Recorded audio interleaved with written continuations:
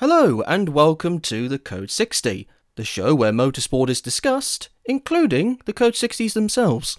In today's show we talk about LMP2s, IMSA changing restart grid orders, Robert Wickens getting an IMSA GTD ride, and Cadillac's F1 entry. The good news this time is that I haven't made a mess of the intro, which is a bonus I guess. However, with that being said, we hope you enjoy the podcast. Hello, post voiceover me, and I have Lombo alongside me. You say hello yourself. Hello there. And that's better than last time, isn't it? It is better than last time, yeah. We're getting better every week. Getting better. Yes, exactly. It took us.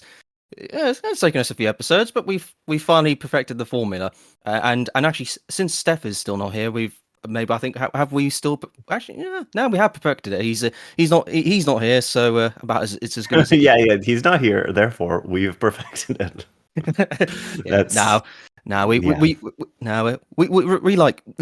like you, Steph. Don't worry. You know he's off doing something. I'm not actually sure I'm able to. I probably could, but just for the sake of what he may be doing, then let's just not say it. But he's not here for reasons He's doing something racing related. Oh yeah, we can say that. I was gonna say that's probably good. Yeah, racing related. So yeah, I'm sure once he's back, he'll say in more detail. In fact, we have regale ideas. us with tales of racing. Oh yes.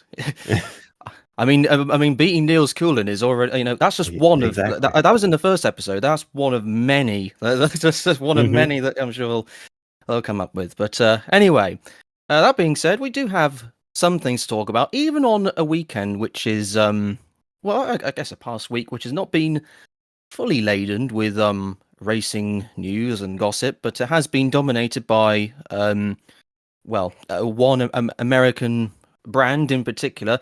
And even though, let's put it this way, the first subject we'll talk about is one which is probably the bigger news story, and it is still very good news, but actually, amazingly, this is not the best news story that we'll talk about that involves GM.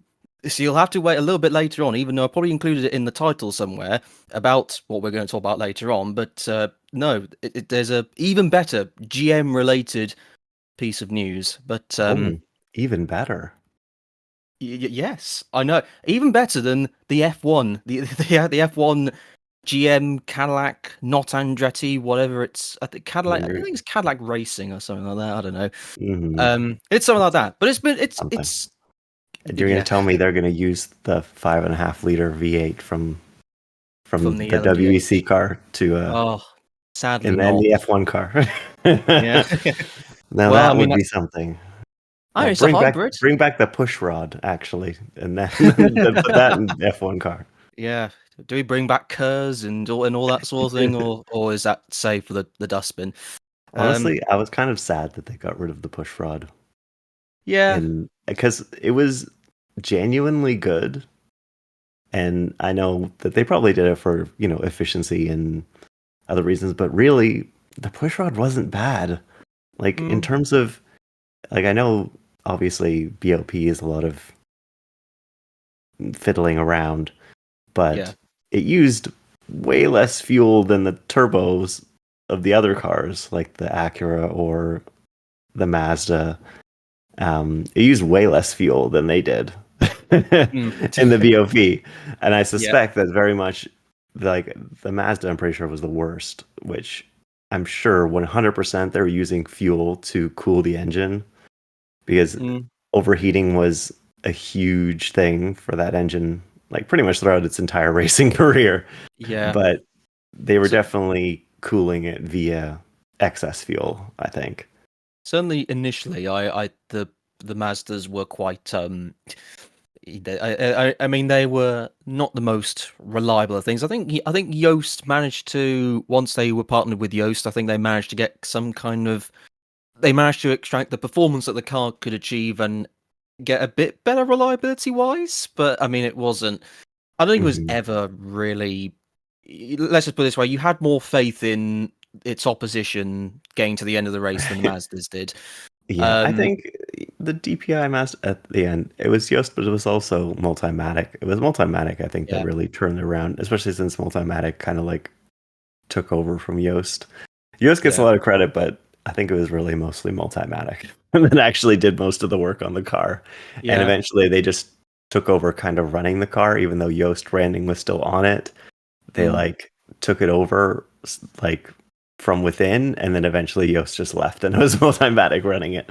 So I think especially in the last year, or the 2021, I think it was just labeled Mazda Motorsports, whereas like the years prior it was Mazda Yoast or Yoast Mazda something. There's something in an order of that but even in kind. those years, Multimatic was contributing a lot.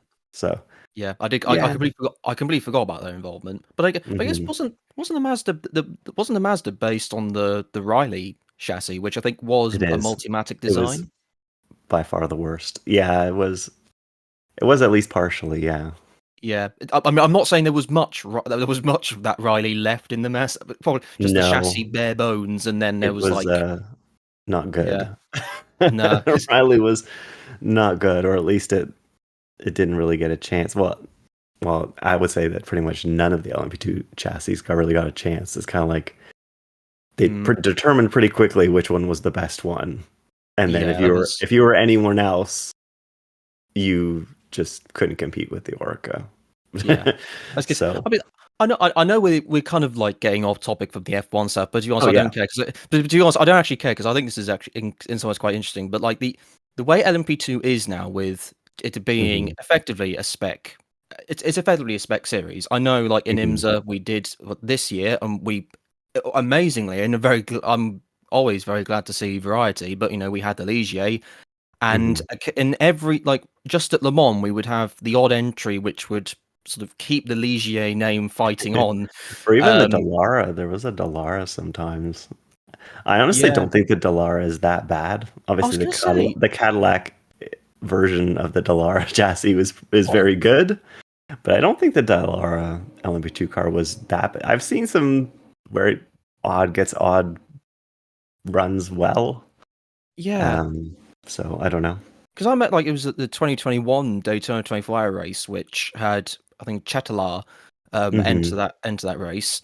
And as far as I remember, it was in the qualifying race, at least, it certainly did really well. And then I guess, well, I think it did run quite well in the races as well, until I can't remember. There was somewhere in like the night period, I think I had a problem of some kind. But other than that, I think pace wise, it was pretty good. And I think if Chetlar, not that I think they had in long intended to go into the GT ranks anyway, so I guess maybe they thought, well, let's just give it one last send off at Daytona. But if they decided that they wanted to run that for the full season, I don't think they'd have been that bad whatsoever. So and again, I just I think the Dallara, when it was certainly initially when it was competing with the Orcas in like the late 2010s of the ELMS, and there was quite a few of them, and they ran pretty well. I mean, there's also Asian Le Mans where Carlin Thunderhead. I mean, what a name, by the way. But that was that one Asian Le Mans. You could argue the competition, at least in those early years of Asian Le Mans, or like mid 2020s, wasn't all the most intense, arguably. But it has to count for something, right? But we've now ended up in this situation where it seems as like nobody, unless you're Sean Creech, that was a team name that ran the UGA this year. But unless you're just thinking, you know what, I'll be different and all that sort of thing, then it is just an Orica based class. And I just think, surely, especially as this was gonna, I think like they delayed the new LMP2 regs for quite a few. I think it's like 2027. Yeah, or I mean, originally their plan was they wanted it to be based on the LMDH chassis that they made, but now they're just like, I don't even think we're going to do that. We're just going to develop new chassis, completely new chassis, LMP2s. So that's obviously delaying it even further from the original idea, which I don't think the original idea was bad. They just kept delaying it, and I guess with COVID hangover and other things in terms of supply, and they just decided maybe it's best if they just do something cheaper and bespoke, but more designed to be as cheap as possible, I guess. Yeah, basically. I mean, I just don't see like what, especially whilst they've been delayed. Surely, I mean, I don't. Admittedly, the knock-on effect of their like being effectively Orica only is that you know these other manufacturers or the other companies haven't, I guess, the support networks to keep these entries. Like anyone who does decide to pick a Dallara for the ELMS or whatever, you know, it's quite a, you know, if you have an accident, it's probably going to be, it may not be the easiest to then get the sufficient No. parts quickly. Yeah, So so you just that's you just end this vortex of bad of where you won't be able to get parts. Who knows the availability of anything really? exactly. And you're just in this whole like you're already fighting against cars are faster. So there's really no Exactly. advantage other than maybe you're getting a sweet deal on a Yeah. Dallara or something like that to buy one Yes, initially or yeah, something. But exactly. I there mean, really is nothing else there's no reason to continue, which is why everybody drives an Orca. yeah.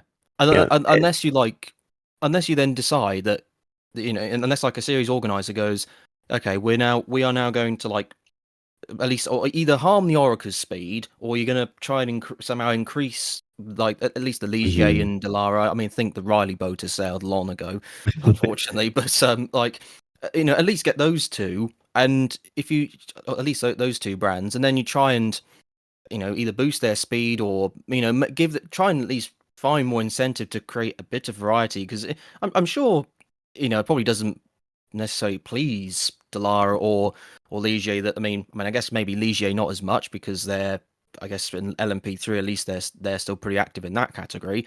Mhm. But Delara especially, you know, they're, I guess, well actually no, I guess they have I guess they the have enough LMDH stuff. business. Yeah, they have So the MVH, they have, Cadillac and BMW. yeah, For exactly. And that, they the might even have a NASCAR, Hyundai or IndyCar something. Yeah. chassis. Yeah, So so, they have, and I think they still do work with Haas on their oh yeah, car. they do. Yeah, completely So, forgot about they're that. not exactly hurting for business in And then terms that's true. so they They've also got their probably, yeah, they don't they got their probably road car care as as well. much. That's Yeah, true. But yeah, they which I forgot. probably, yeah, I think they live without it, which is why they Probably, didn't really push especially hard on, probably. I don't know, finding ways to slow down the Orica or speed up everyone else. Yeah. Because it didn't seem like that pretty much fizzled out. I know there was some kind of like Joker talked about, but it didn't really seem like it made any difference. I mean, considering Yeah. at the moment ELMS has been Orica only for, oh, I'm Hmm. trying to remember the I last think, time there was a. I think yeah. the Dallara carried on or stayed in ELMS longer than the Ligier did. I think the Ligier was Hmm. like 2020 or something like that, and then it was the Dallara. I think Carlin was like the one that sort of kept on with the Dallara for a little bit, and I think there was Hmm. someone else who I can't remember the name of, but they carried on, and then since then it's been Orica ever since, and at least in IMSA they've had a bit of, well, at least at Daytona they had, like I say, in 2021. I mean, along with the Delara, we had, I mean, something I've actually done a video on, the Rick Ware the Rick Ware Ligier with Austin Dillon, Sven Muller, I think it was Austin Cindric and Sally Yolich. Hmm. That's that is just a That's not like the sort of combination that you sort of conjure up in your head, thinking, yeah, Interesting that's a stuff. Yeah. yeah. It was that was. I mean, even in like a GT like GT entries are sort of more open in some ways anyway for those Hmm. sort of races, but for LMP2 and that sort of I don't know, that just seems a bit random. But you know, at least in IMSA there was a little bit of variety, and like someone this year thought, well, let's just sort of have a go with the Let's have a mix go it with the up. Ligier. Yeah. I think And the other thing too is another reason why I think it's taking so long is they're really not sure if like the original idea that they had around LMP2 can actually really be supported. Like you have these four manufacturers, you know, all vying for part of the pie, right? And I don't really know if like the economy of scale really work if there's like three or four that are almost equal. I Yeah, think that's what they're really grappling with is this like, you know, is maybe the spec car idea just what they should go with? Like, I know that's yeah, not what they're intending on doing, but I think it's certainly one of those things where it's in the conversation of maybe we think that, this is what the class is now. It's a spec class. And the competitors, they kind of like the fact that it's a spec class because you feel like you're on equal footing with everybody else, right? So yeah, in the competitor sense, they don't mind that as much if everybody's competitive with each other, everyone has the same machinery. So, you know, I don't think that they mind that so much. And now LMP2 is it's an economical class to enter because there's so many orcas and all the costs are so well defined. The cars are old. Like if you bought a car, bought an orca and could still be racing, and we're like what, like 2017-ish. 5 years, 6 years, 7 years from when it Yeah, was originally started. So it's pretty it's good for a race car. yeah, Don't usually exactly. last that long. Yeah, exactly. Again, that's the unless sort of. unless you're talking about the IndyCar chassis. We won't Well, talk I mean, about that's yeah. Well, that. that's, I mean, okay, so I mean, I love that series to bits, but it's like I'm trying to. That's one of the things I'm. It's like when I did the video about how, or one of the videos I did about how can IndyCar be improved. I specifically said, and I tried to tell myself like there must be other ways in which, if and indeed there are other ways in which the series can be better without having to have a new chassis. But I mean, admittedly, it is. I mean, let's put it this way: I Bring the like super. Delta Wing back. Delta Wing for Indy. You know what? If you did a video about the Delta Wing, I'd Well, watch that. that's. I mean, that was certainly a. And we need a swell of music as the tragedy at Daytona unfolds. Oh, that was. Yeah, that was. I mean, that was. I imagine what IndyCar would be like. It'd be interesting to think of what happened. Looking back at history, what on earth would have happened to the series then? I mean, but I guess it's like, series like Super Formula. I think they've at least. I know, like this. Sort of, I guess the core car has remained very similar since I think 2019, but at least that's 2019. But but we've they since I think it was 2023 they had slightly different front and rear wings to make them either a bit different and let the teams have to learn a bit. I mean, I'm not going to say it's a massive change, but at least like even in the life cycle of the current chassis, I mean, IndyCar's had I guess since when the DW12 was launched in 2012, obviously, we then went to the aero kits in 2015, and then that lasted 3 years, and now we kind of got what we've got. I mean, I don't really count the aero screen as an update. It's like it's just an addition, as like a safety addition to what the 2018 chassis has been ever since. I mean, obviously there's like a few internal changes, but like realistically speaking, there has not been a change since 2018 that's actually like tried to intend to specifically like change a car from a non-safety standpoint, so to speak. And I just, even if there was just some slight, just a bit of a visual. A visual revision. That's actually quite difficult to say quickly, but it's like something to unleash a little bit of sort of differentiation because it's we've been talking about sports cars and like LMP2 obviously is a spec chassis, but the beauty with hypercars is that all of them have different engines, and you can tell, even though the basic sort of shape is a prototype race car. You can tell just from like even the front end. You can tell what is the Aston, the Lamborghini, the BMW. You can they have their identities, and they all look different, and they all go to varying degrees, very similar speeds. So it's I think they hit the kind of sweet spot. That's what you're saying. They yeah, hit the sweet exactly. spot of making racing prototype racing economical enough and balanced enough that people are interested. They basically just applied the GT3 formula to prototypes. Prototypes, which is They great. basically just did that. Yeah, exactly. And It's it about worked. it's worked. It's worked a treat, and I'm personally, I think I've said I am a massive IndyCar fan, and IndyCar has long been mainly just because of the racing it produces. That's why I've always, for such a long time, I've enjoyed IndyCar. And last season wasn't amazing from a pure racing standpoint, but like more often than not, you get great races in IndyCar.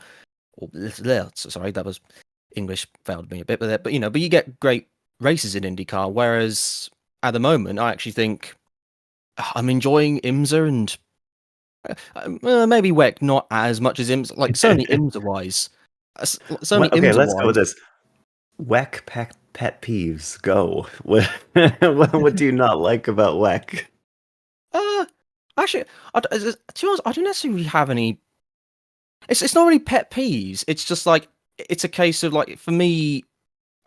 I don't know necessarily why it is. I just think the racing in IMSA just seems more frantic than you get in WEC. I mean, I guess it's just because WEC races are Mm-hmm. longer. But then even when I'm watching a 24 I hour guess that's like the true. 24-hour or 12-hour races, I just think there's so much more going on. And I think actually maybe that's actually that's just a sort of racked a sort of light bulb moment in my head. And I think it's because the IMSA grids have got like 40 or 50, like the full season grid is knit close to 50 cars for next year. And then at Daytona we could get what I think is like, was it like A 61 was lot. the limit Yeah. this year, but they're hoping to increase it for the upcoming one. And so I Yeah, imagine 64 5 if they can do that. I think So so. it's Yeah. like, you know but that's probably why the races seem so lively, because there's always, even if it's not like car on car like interclass battles, at least there's you either probably, if you're in a prototype, you're probably going to be overtaking a GTD or GT Pro and LMP. Like at some point, you're probably around the lap, you're going to at least have overtaken perhaps 4 or 5 cars, something like that. Mhm. So and whereas in WEC, it's like 36 cars is a decent grid, but I think certainly for some tracks, I think like I don't know. It's like WEC is fantastic, but I think just IMSA Mhm. at the moment I just find fantastic, just even more fantastic. And the only thing I would perhaps Yeah. change is just shorten the yellow flag periods. And I think once they Mhm. do that, I think it's pretty much perfect at the moment. I I would think not they've, change yeah, there seems anything. to be a lot of pet peeves that people say about IMSA's at the yellow flags. I like that we were originally talking about Cadillac and F1, but we've just completely switched to sports cars. Let's just talk about sports cars for the rest of the Yeah, podcast. exactly. Obviously, we didn't really care about the F1 news that much. We've just immediately moved on to sports cars. Yeah, But exactly. It but doesn't matter. It's fine. no, It's fine. apparently not. So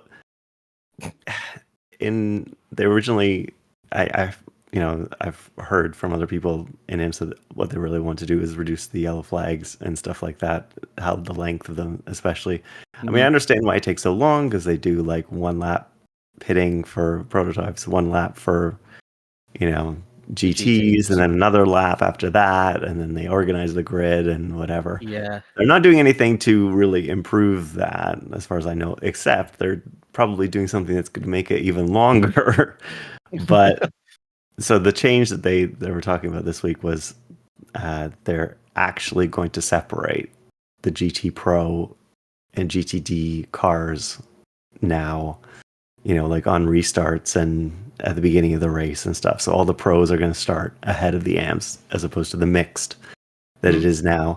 And honestly, this is the best change ever for me. I mean, I understand it's going to make the cautions longer, but honestly, the cautions don't really bother me that much, especially if we continue to see the trend of races like Petite, where there really aren't there really that many.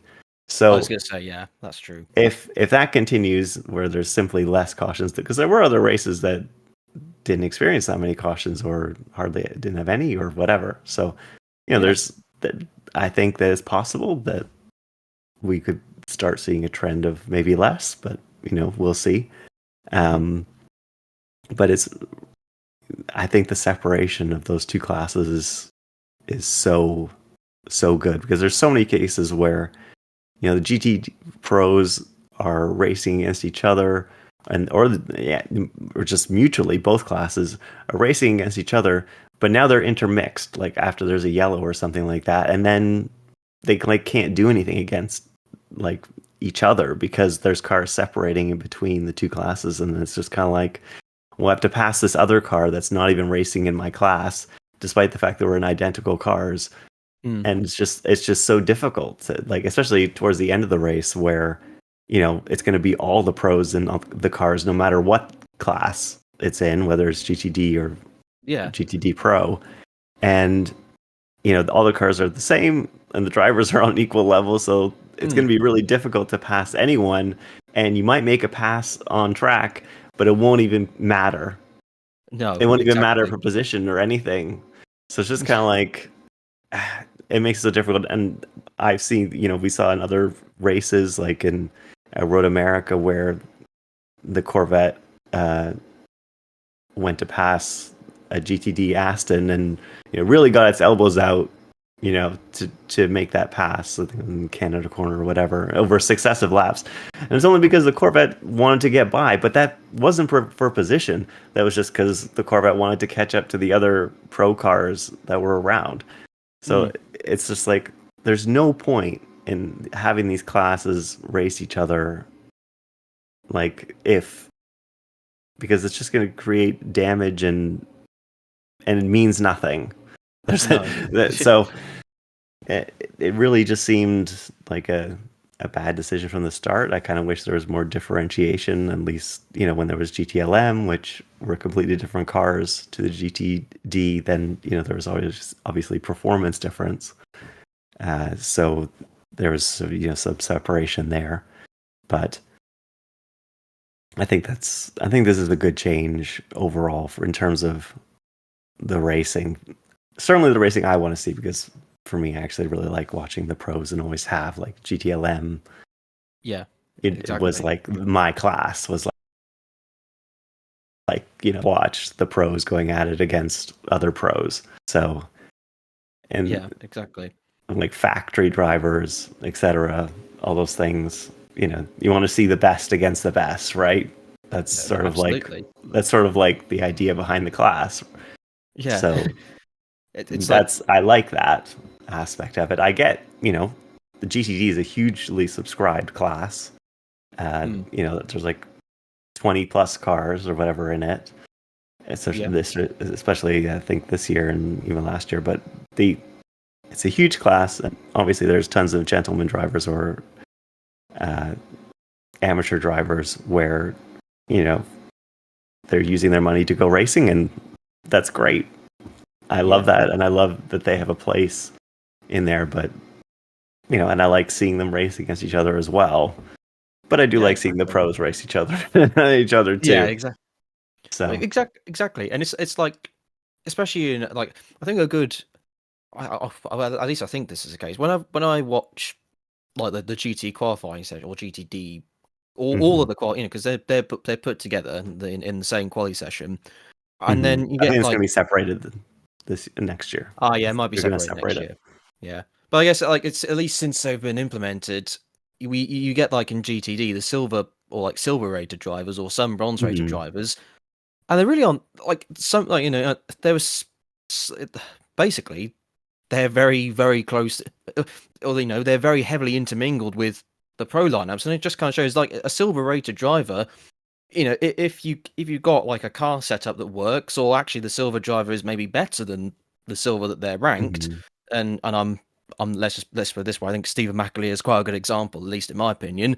He had, or has been, when he was silver, he was absolutely incredible, and he was intimate. It's sort of like, what's the word I'm looking for? Basically he was mixing it up with the pro guys.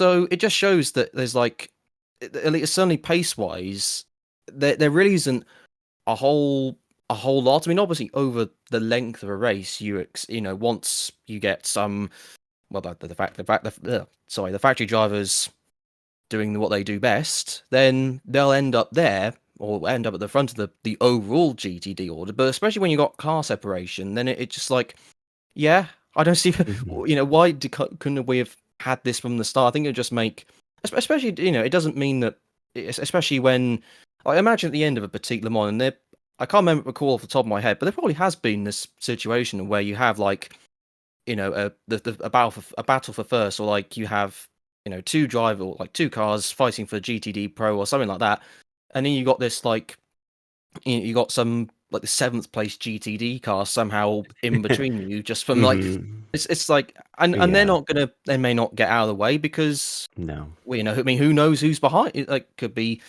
P8 in. I mean, I'm not there saying that it matters as much, but to them, that's probably like, oh, I'm a racing driver. I want to be as high up as I possibly can. So it's like, Mhm. you're not gonna you're not gonna sort of like prevent that sort of scenario from happening. And at least when you separate them into different classes, and at least on starts and restarts, then that'll make such a better difference to the individual class racing. I mean, obviously, once like an hour gets into the race, then in all likelihood you're probably going to get GTD. Like, but that's fair enough. At least that's just natural race progression. But certainly, like if you have an opportunity during cautions to do that, and then I wouldn't mind personally at all with that change, and I'm quite glad that they are gonna change it if it means we have to have a lap of extra caution. I mean, I know I said earlier that if there was one thing I'd change, it would probably be that, but it's not like a I massive bugbear. Like Yeah, I could I live with an suspect extra. it'd probably just be grouped in with, already like the GTP cars go to the front and stuff like that. I imagine it'll just be Yeah. grouped in with them doing that and Oh yeah, grouped in with exactly. like everything. So I think if there's one thing that I would change in IMSA to help the yellow flag thing is obviously the obvious thing is like, doing like full course yellows, blah blah blah. Yeah. Obviously that's the big elephant in the room, but it doesn't seem like they want to do that. So the only thing that I would change is lengthen the time that because they have a time where if there's another caution in a certain length, short caution without as much, Mm. doing like pit stops, etc. I think that what they should do is like change it so that the length of time is longer, so that if they're quick succession yellows, more of them can be short ones. Mm. I can't remember how many it is. I think it's only like a half hour, I think. So I think maybe it's like, lengthen that time. yeah, I think it also So some ways maybe depends on like how long is left in the race. So if there's like 10 minutes yeah, left, there's then they might that, take. and I realize it's sort of dependent on fuel economy, etc. Right, that because obviously you want to be kind of reasonable because cars might not be able to do, you know, they might not be struggling on fuel or whatever, and you don't really want to affect the results of the race if, all of a sudden you're doing a short yellow and the car can't stop. So, there's some kind of balance to be found here. I think it is possible probably to maybe lengthen that time, but I don't know. I'm not really Yeah. sure. The only the only other thing is obviously have there be less yellows, but Oh, that's um, easy. yeah, that's the Yeah, just easy tell one. racing drivers not to go for it. Yeah, that'll Yeah, make it. Yeah, that'll for make a sure. difference. Um, um, yeah. I guess the only other thing I could think of is like, because I think once a caution comes out, they'll shut the pits immediately. Hmm.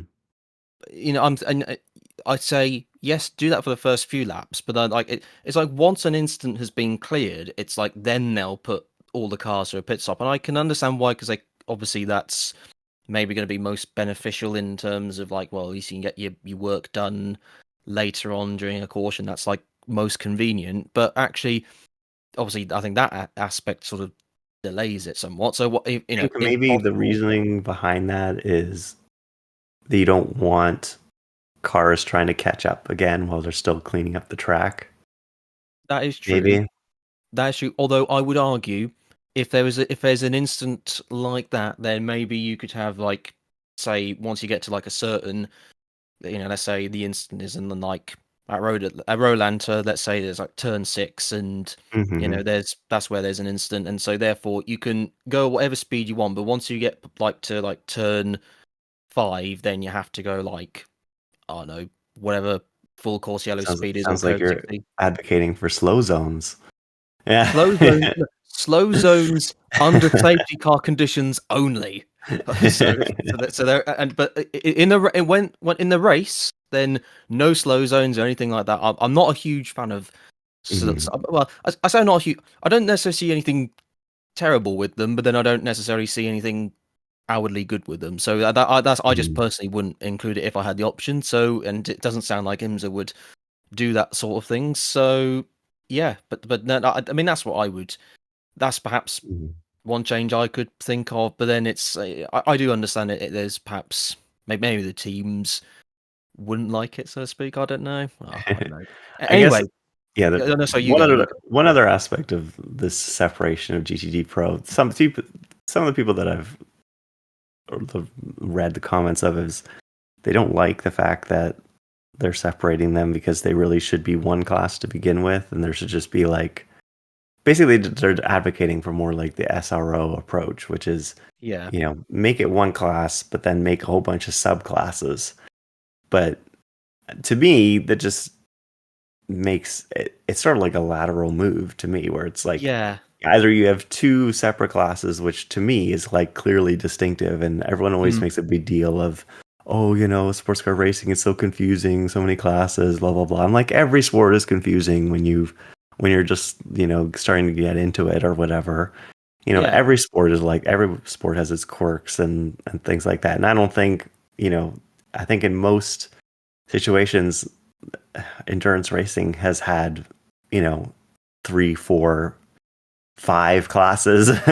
yeah, There's been even more classes than 4. Uh, so mm, it doesn't really bother me too much. I think 4 classes is sort of the sweet spot yeah, anyway. But I think the SRO approach is just, I understand that they're all competing against each other. However, are they though? And yeah, and you just created a whole bunch of subdivisions that I have to admit I don't really understand the ins and outs of every single subdivision they yeah, have of their main class, which I know on one level it's just like, oh, that doesn't matter now because they're all the same cars, but it's yeah, still sort of like, I don't know. Separating into two, I rank it sort of equally to that approach. I yeah. Yeah. Oh, And I sorry, guess it's sort I of was gonna like, let. I I keep think we're wanting to sort let of you used go to and it. speak, I but know, it's fine. okay, We sort of get used to the idea, I think, in IMSA racing in ALMS of there being like 2 GT classes at least. I'm sure there was a mm, time when I think they had like 3 GT classes because they had like GTC with like Porsche Carrera Cup the Porsche cars. Carrera Cup cars also racing with 2 other GT classes. Yep, GT1, So GT2, and GTC. That. yeah, exactly. I don't remember. Was there ever a time period where they had 6 classes? You know what? That's uncanny. I had the exact same thought. I was Yeah, thinking there was LMP1, LMP2, LMPC, LPC. Was there GT1, ever? GT2, Yeah, GTC. was it? I Yeah, don't think. I'm not sure if LMPC raced at the same time as GT1. I'm not let's have a. 100% on that one. I don't get this. May not. This may go in the edit or may not go in the edit. I don't really mind. I will. I'm gonna look at the LMS from 2013 and see. Right, I we had think P1. 2011 was the last year of GT1. Oh, yeah. Sorry, yeah. 2013 was when they converted it to GT only. Hmm. And 2011 was GT and GT6 and GT1 stuff. 2010 was also. Well, actually, no. Actually, maybe not. Maybe there wasn't 6. Because yes, because there was right. So in 2000, there wasn't even GT in 2009. There wasn't even GT1. There was just GT2. In fact, when was the last year of Hmm. GT2? Sorry, Actually, no, GT1. I was wrong. Yeah, GT1. I think the last year was like 2000, 2008. 2008. Yeah. Yeah, 2008, and I'm pretty sure that was only. I think that was only a Corvette only year. Yeah, Yeah. it was. Oh It yeah. was. Oh no. Someone by the name of, but the Bell Motorsports team ran an Aston DBR9 from round 7 to round 9. So what did they do? They did Road America, Mosport, and Belle Isle, and then they didn't do any of the other races. Yeah. Well, at least if the standings anything to, that's a bit. Why have those races? It just seems a bit. Oh no! They Mhm. did do the first round as well. I just missed that. There was just massive gaps, and they didn't do Petit Le Mans. So I thought, oh, they probably must have just done a random select. Oh well, I don't know. But other than that, it was a Corvette only class. And then GT1 Yeah. ended, and I then think, yeah. yeah, So then, I think it was just, 2011, 2012 is when they had 5. yeah. Okay, so there's been no more than I know. And with IMSA, we did No have. more than 5. Yeah. Yeah, and then like from 2021 till the end of 2023, we then had. Well, we did have 5 different classes, but GTLM obviously ended, but then Mhm. became GTD. But at some point, we had sort of the GTP, DPI stuff, and Mhm. then LMP2, LMP3, then GTLM or GTD Yeah. Pro, and then GTD. Mhm. Yeah, it's so yeah. No, I see where you're coming from. I think certainly, at least in the let's put it this way, I think the SRO system works for SRO only, but if you're like, I don't miss because like SRO is less of a competition, or I like I massively enjoy watching that series, but actually at the same time, there's just something about IMSA which makes you think like if you have a more pro orientated class and a sort of a more I wouldn't even necessarily say amateur. It's just like one which is not filled with complete out and Yeah. out pro drivers. It's like because even like some of those entries, some of the GTD Mhm. entries don't have bronze rated drivers. They have really Yeah. decent silvers. So it's Yeah. like GTD is interesting class where it's like semi-pro. We have the pro class and then we have like semi-pro because obviously we yeah, have, there are entries with bronze drivers and they sort of compete in their own separate trophy that never gets like the talked about. the Bob Aikens, the The Bob Bob, Aiken trophy. Bob Wickens trophy that basically never gets ever mentioned. Yeah, It's sort of, I mean, the prize of that is like a really good prize yeah. because you get an entry to Le Mans. That's I mean, like, what exactly? I mean, that's a huge It's prize huge. It's only probably for, like and in the last there's, hour. It's like yeah, only the last hour Petit Le Mans where you get any mention of the Bob Aiken Award. I'm sure. yeah. Anyway, but I that's think a Bob huge, Aiken is the GT one. I can't remember yeah. what I think, the oh yeah, you're right, LMP2 you're one right. is. There's a different one for Yeah, I can't. LMP2, but Yeah, I can't remember. Oh, Jim? Is it Jim Truman? Is that it? Is that who the maybe. LMP2 award is? I can't remember. Hmm. It's something. I But think it's something like that. yeah, We'll so, correct it in the edit. but yeah, That fixes so it. I mean, there weren't that many entries even in bronze, right? I can't remember how many entries there were, but not many. I think like maybe 3 or 4 I was gonna at say that most. So there was the the chance Reed of getting Windsepsi one. car, Hmm. the AWA one. Hmm. Um, wasn't no, not the Andre, not this is gonna be not the Wayne Taylor Lamborghini, not that one. There wasn't the Andretti only, Porsche, but Hmm. that only ran selected rounds, didn't it? So that probably Hmm. wouldn't be a thing. And there was the Kelly Moss car, which did Daytona only, and I think that was David Brule as the bronze driver. And I think they Hmm. quit after that, or they have a different lineup for Indianapolis, and that was it. So I can't think of anything beyond 2. So you might be right. I think, yeah, there's not there wasn't many. I remember there being, I think it was a Lamborghini. Actually, it might have been the Acura. Anyway, there was Oh, Sheena Monk. Was it Sheena Sheena Monk. Yeah, Monk? that's who I was Yeah, thinking there you of. go. That's who I was thinking of. There you I go. think she was in that class. Yeah, you're right. Um, I'm fairly sure she was a bronze with like Stephen McAleer, Catherine Legg, mhm. Yeah, Calderon, yeah, and yeah, yeah. someone else who I can't remember the name of. Hmm. So yeah, no, you are right. I think there was other than that though. Like, is it worth looking up? Uh, I remember looking at some point, yeah, I was gonna and say, yeah, I'm pretty sure there was only like 3 or 4 entries in which, you know, for 3 or 4 entries, if you win that, getting to go to Le Mans is like, that's a great prize if you compete in that. So I'm surprised there isn't more. Yeah. competition, except for the fact that you get absolutely no attention at all Yeah. in that sort of subclass. Yeah, As exactly. nobody even knows that subclass exists. So that's sort of Yeah. like that's the SRO effect of there's really a subclass between in the class and no one Mm. knows about it because it's not Exactly. It's like distinguished in any way. I just think it just I don't know, it just makes it for me it just makes it clearer. I mean, I Hmm. just there's something quite nice about having a pro only class where it's just Hmm. where I mean arguably, I think we did have some races this year where we had, yeah, because I'm looking at the entry list and I see like Kenny Habul is or was part of, we partnered with at Daytona, Myra Engel, Jules Gounon, and Luca Stoltz.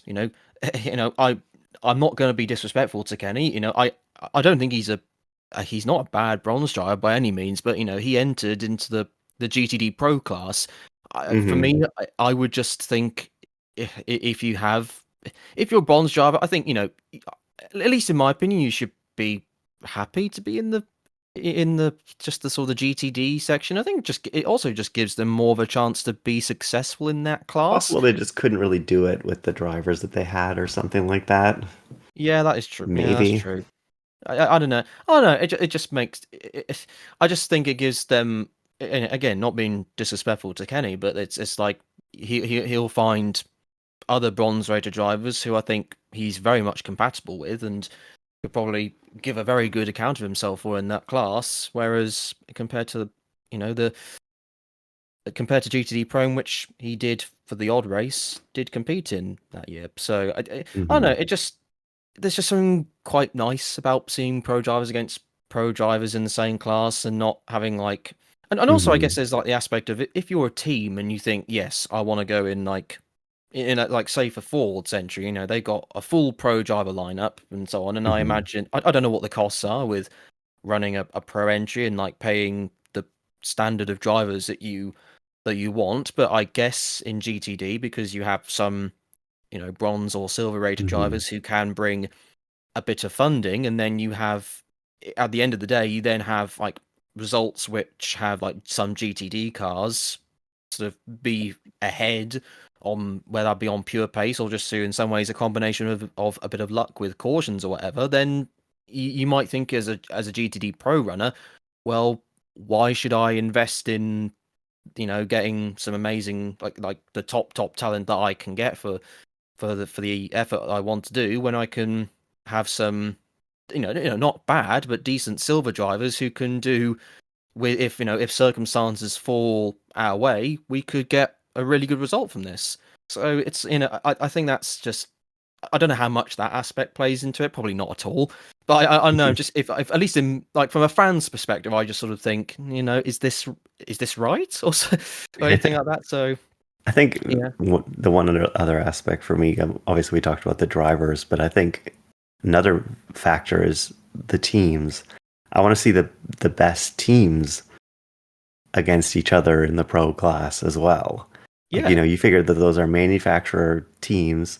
They probably have the best stuff, because obviously they're getting good funding, presumably from the manufacturer. Not always, but we would assume that they have, the best opportunities to be as quick. You want to see the car, like if you're, a fan, you want to see, mm, whatever car that you like compete, with the maximum effectiveness, with the best driver, best team, the best possible, setup for the car.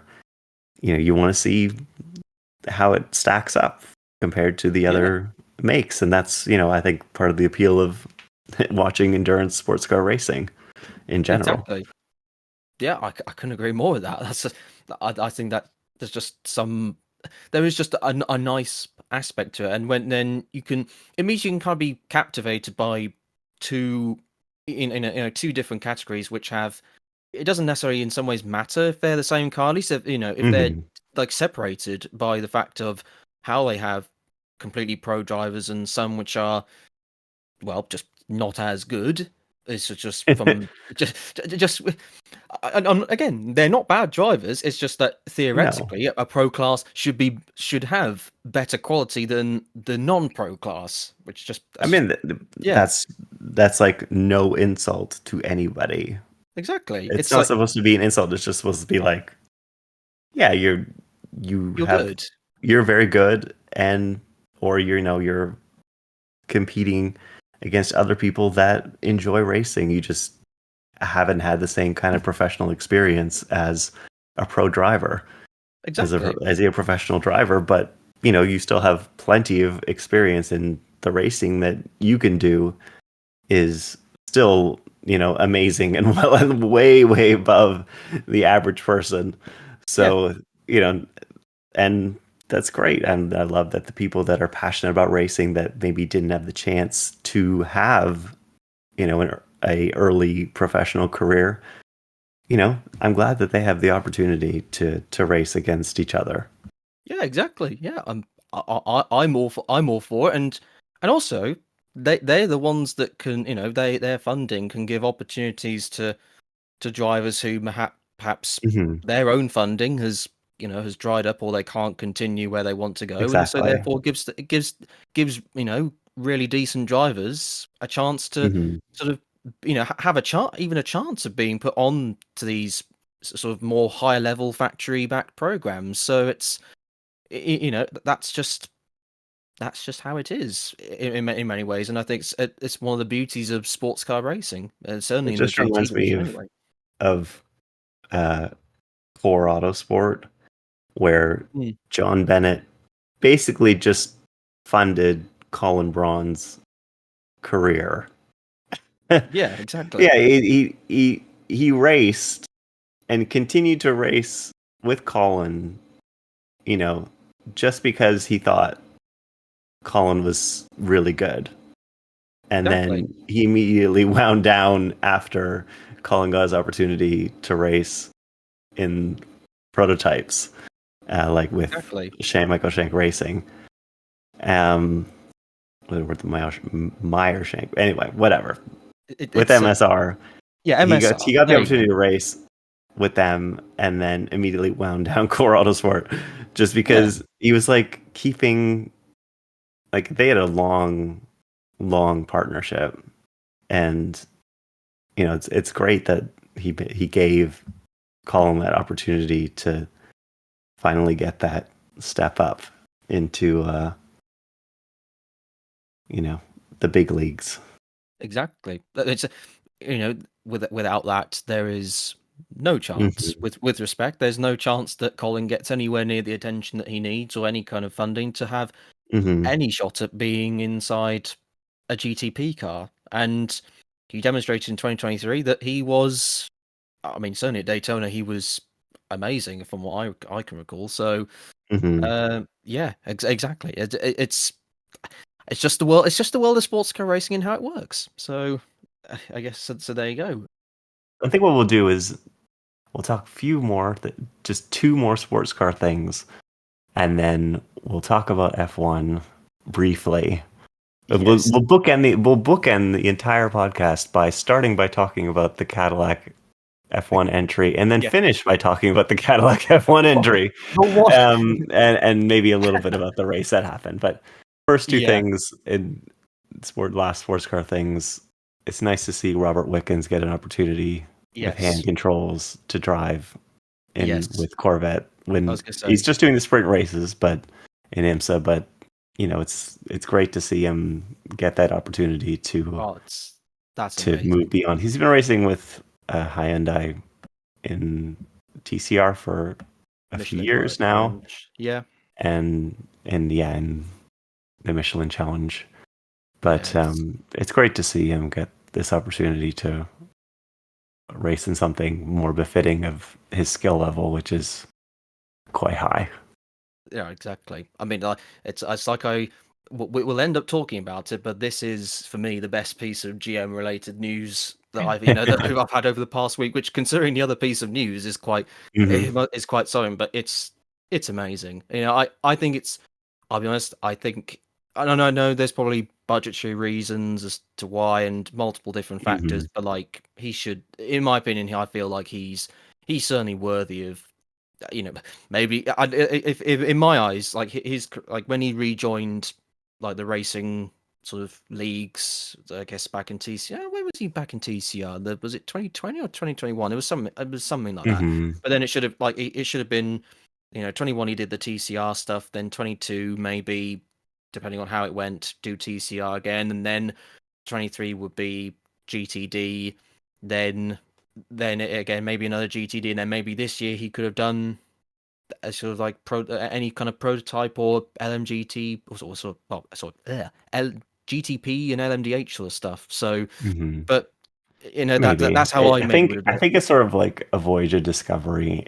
I think that's the reason why they're only doing a limited program is more just I don't know if they're really sure, first of all, like how good the hand controls are going to be for GT3.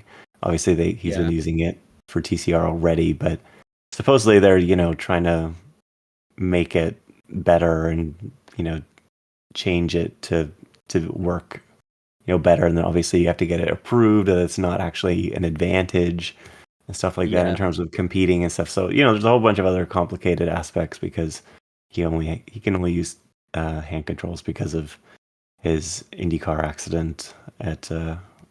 Pocono. Yeah, But it's it's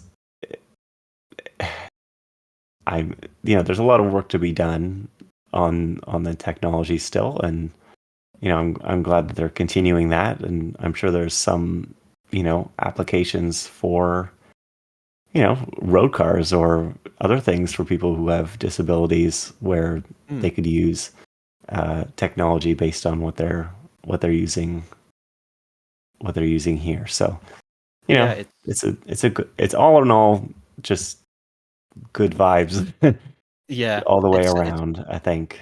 I was gonna say it's just it's brilliant. I'm it's just so gratifying. Just someone who clearly has a lot of talent, and then has has got Hmm. put into the position that he's in, and then has, I guess, he's now getting a slightly more an opportunity that sort of, and I'm no disrespect to the Hyundai Michelin Pilot Challenge program. It's I enjoy watching that series, but certainly with Wickens, I think it just sounds better that he's in the top level of IMSA competition. It just Hmm. sounds better. I think from what I guess from what I've read, he, at least for the last few rounds of Michelin Pilot Challenge, he's been using a new braking system that apparently was Hmm. developed by Bosch. I guess it's something that could work in GT or GT3 or like LMDH machines. So I guess there's that sort of thing. I think even um, Robert himself has actually said that he doesn't actually know necessarily how the system works, but because it's incredibly complicated, but that he fully trusts the people who are doing it Hmm. to make it work properly. But I think with this one, it's going to be the reason they're taking a little more time is because now it's going to be a full brake by wire system, which it wasn't in the TCR car. So that's the yeah, reason why they're spending another little extra time to sort of figure out, how those interfaces are going to mesh. You know, getting it to work well because I'm pretty sure those cars use brake by wire, and then other cars use brake by wire, such as LMDH or open wheel or something like that. So that's the reason why he wants to push that technology further, oh and yeah, hopefully he exactly. will go further as well. It'd be great to see him perform well No, absolutely, in this opportunity. So absolutely. that's I mean, just good news all around on that oh, front. oh, fantastic. I hope he does, and I hope, depending on I guess how it goes, then he can perhaps see if there's a chance to do Petit Le Mans or something like that. Because again, it is only Hmm. the sprint rounds. Hmm. Whether there be any takers, depending on how he does, or how Yeah, the I guess we'll technology see. goes. Yeah, for But then sure. it does. It does. I think if I remember saying that the system that he uses, because it's like a very bespoke system, it's only, I think it's only registered with that specific Corvette. So like none of the other Corvettes can. So at the beginning, once they're made, like you couldn't then, like for now, you can't put, say, a Pratt Miller run Corvette. That system at the moment would not completely work with the DXDT car, which is probably it's probably weird to say that there's a customer entry that has something. I mean, obviously, it's probably not from a benefit of performance thing here, but like it's weird and intriguing that in a day where the manufacturers will have all of the latest tech and all that the latest bits, that a customer entry will have something that the factory backed entry does not have, which is, I think that's an interesting side fact, so to speak. But I guess so maybe that might be a sort of a holdback in trying to get another entry, unless DXDT were willing to loan their car to another. Say if AWA wanted to run a car for the, because I think DXDT have already got their at least most of their Michelin Endurance Cup entry in order, I think, because it's where is it? Yeah, there's Charlie Eastwood, Alec Udell, and Sally Olich. I mean, 3 drivers alone. I mean, they'd have one more potentially for the Daytona race, but say Petit Le Mans or the Battle of the Bricks, Indianapolis. I mean, let's just say hypothetically that those 3 drivers stay, then that's sorted. So I guess only AWA, which they've only got 1 car at the moment, but they've got Matt Bell and Ori Fadani confirmed, but nobody else. I don't know. Maybe they could, like they have run 2 cars. Maybe, I sound clutching at straws. I just want the guy. I just want the guy to just get more opportunities. Yeah, that'd be great. So yeah. That being said, though, we still have to do our silly little thing, which I really ought to find a name for. But we need a catchy name for the silly. We still need a catchy name. Say in the comment section what you think is a catchy name, because at the moment it's just called Silly Little Thing. So because nothing actually happened of like a left field interest or funny sort of, well, I guess a funny thing that happened that I noticed over the weekend. I have decided to pick something which has happened this year that I would have mentioned in a different podcast, but got overruled by something else. Drones have now become a bit more commonplace in the broadcast and motor races. But just because you have these drones doesn't necessarily mean that you can get the shots that the short shots that you're hoping for. So as you can see, they're having a nice sort of angle of the Porsche, and the drone kind of gives up and falls on the floor. I mean, it's 2 weeks in a row we've had something at Misano in this section, but yeah, it's that probably wasn't meant to happen, and that actually caused a code 60, I believe. So yeah, it's.